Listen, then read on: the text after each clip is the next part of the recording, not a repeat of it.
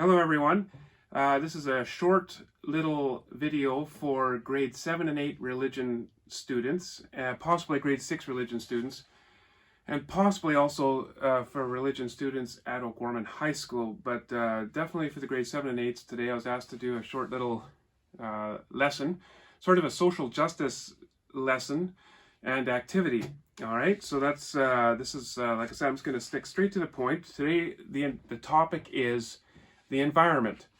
Now, does anybody know what the first book in the Bible is? And you can think about it for a sec. What is the first book in the Bible? With the story of Adam and Eve and the Garden of Eden and Abraham and Sarah and a whole bunch of other interesting characters, Noah's Ark. First book in the Bible is Genesis. Now, this story, Genesis, was written a very long time ago. It has all sorts of interesting stories in it. Some of the stories we take more literally than others, but as Catholics, we believe that as a sacred story, there's a lot of truth to learn or to glean from the stories in Genesis. All right, so in the beginning of Genesis, of course, God creates the earth. Now, what kind of lessons, or what are just a couple of the lessons that we can learn from the very beginning of the book when the earth is created and the universe is created? One thing that we learn in the book of Genesis is that creation is good. Every day that God was finished creating, he would look at creation, look at the world and at the universe, and he would say, "This is good." And to me, this is a small miracle that the Jewish people would sort of have this revelation brought to them 3,000 years ago. Life wasn't always very good. Life was sometimes extremely difficult. But these were people living in the presence of God who saw the world around them, and despite suffering and hardships, they said, this is a gift. Creation is good. And so that's something that the old scriptures in the book of Genesis reveal to us. Creation is good. Do we think creation's good? Do we see wonder and beauty around us when we are looking at the earth? The second thing, or another lesson, that the book of Genesis teaches us right at the very beginning, is that we are stewards of creation. Okay? That means that we are called by God to be caretakers of creation. Now again, it's wonderful that the book of Genesis would write this 3,000 years ago, or this would be written there, because back then there wasn't environmental problems like we have today, and there wasn't different types of environmental groups trying to worry about global warming or polluting the water or anything else. Jewish people 3,000 years ago understood that creation was a gift, and they were called to honor it and to respect it and to care for it. What a beautiful message that we see in the book of Genesis. All right, this is one reason why God says to Adam, "Hey, you name the animals. I'm not going to name the animals for you. You tell me what you want to call them. Make them part of your heart, okay, by naming them." It's a beautiful thing. All right.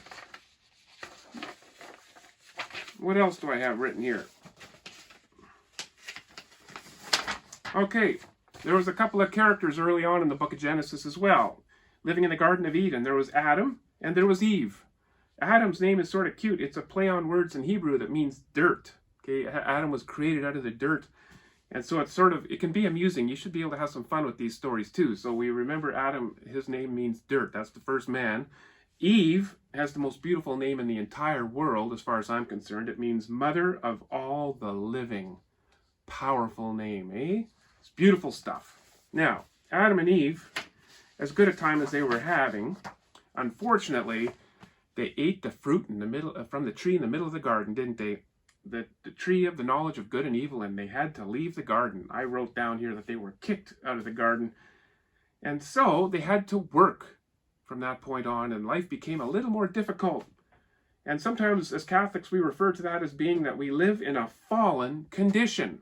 Okay, it just means that, well, what it means, I think I wrote this down too. It means that sometimes we make mistakes. Okay, we make mistakes that hurt us or hurt our own heart or our body. We make mistakes or sin and harm other people, harm their bodies or harm their minds and souls. And we also hurt God. Our relationship to God can be harmed sometimes And we do these things, we don't really always mean to be wrong or make mistakes, but sometimes we just make mistakes. We accidentally insult somebody or hurt someone's feelings without even meaning to sometimes. It's just the way it is. And sometimes when it comes to the earth, sometimes we just hurt the earth without meaning to as well. Okay, sometimes we buy things that when they're made in the factories, it hurts the earth. It's just the way it is. We live in this condition. It's hard to escape from. But we remember that the earth is good, that we're stewards. And as Jesus reminds us, we are still called to love and to seek forgiveness when we have to and try to be kind to one another. We do not give up. All right? Keep our hearts open. Now, another thing that we learn in the book of Genesis with Adam and Eve there is the beginnings of the human race is that we are all related to one another. We're all brothers and sisters. Okay? We come from this common ancestry. And so as Catholics, we believe that all people are related to one another. We are all God's children in one big human family. Does anyone know who our Pope is? Rhymes with Pope Mansus.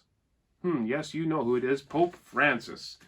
Pope Francis is a very kind and wise old man, and he wrote a book called Laudato Si. Laudato Si is Latin, and it just means praise be to God, okay, or praise be to you. And he wrote this book last year, and people around the world, not just Catholics, everyone paid attention to the book, okay?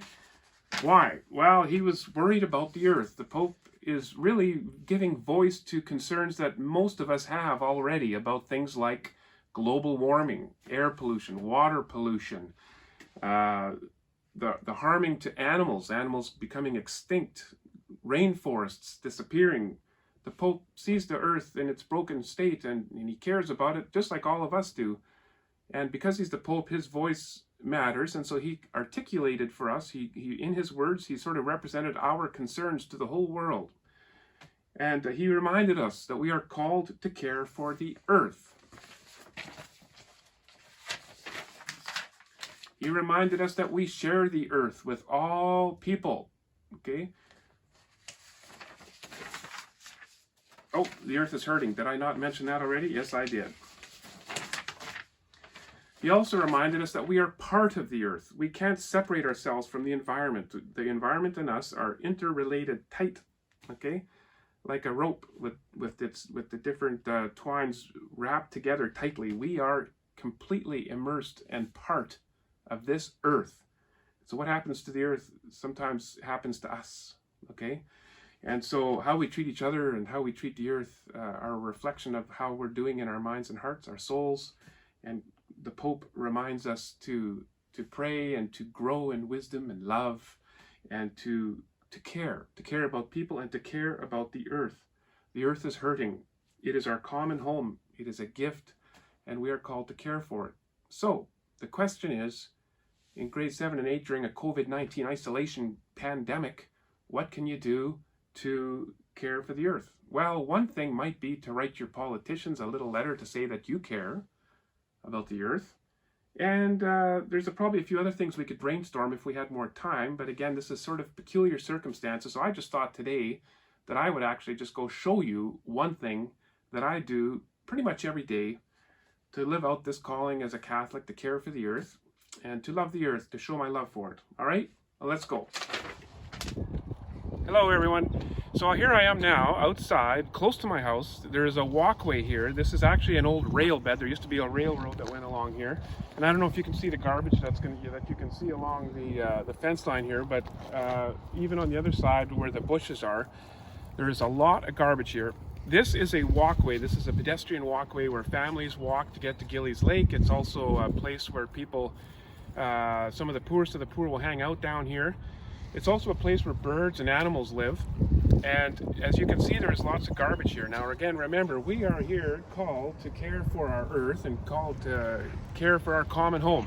So one of the things that I do, and that you can do, if you feel it's safe and it's appropriate to do so, you can speak to your parents first, is you can just go and pick garbage every day for just a little while.